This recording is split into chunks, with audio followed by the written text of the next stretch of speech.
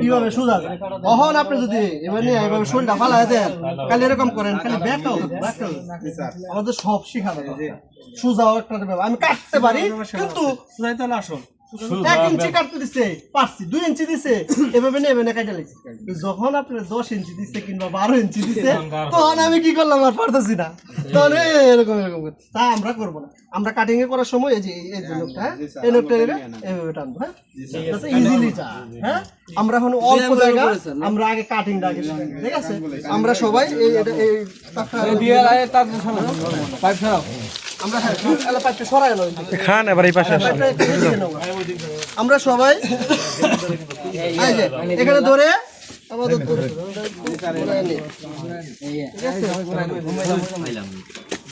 এই যে আমরা এই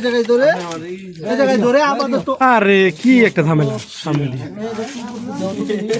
পয়সা দাও তো দিদি ভিডিও ভিতরে তারা ভাই ভাই দিব না তারপর তো আছে ভাই যে তোর না বেরা এখন ইজি হইছে হ্যাঁ আমি প্লিজ হ্যাঁ এই যে এই হ্যাঁ বেশি না আমরা কি করব প্রথমে লাল করতে হবে লাল হবে লাল হলে আমরা কি করব একটু এটা এখানে চাপ দিব একটু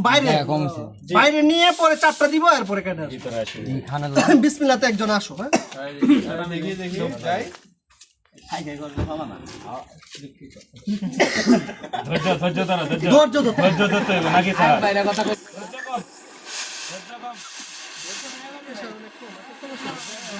আমরা কাটিংটা প্রথমে একটা জিনিস দেখাই এই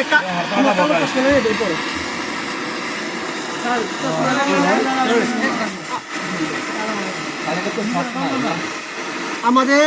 এই যে আগে দেখো আমি কি করতেছি এই যে লাল করছি না লাল করে একটু হালকা ময়লা আছে তো ময়লা ফটফট করবো প্রেসার কম আছে স্যার প্রেসার অনেক কম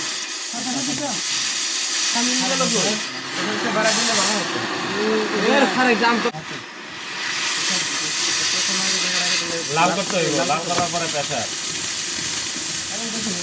চেক করতে দিব ঠিক আছে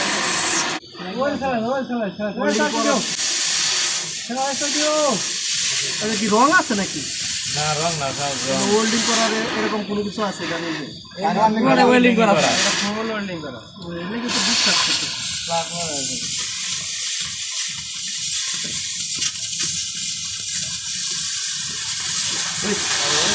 বলবো না কেন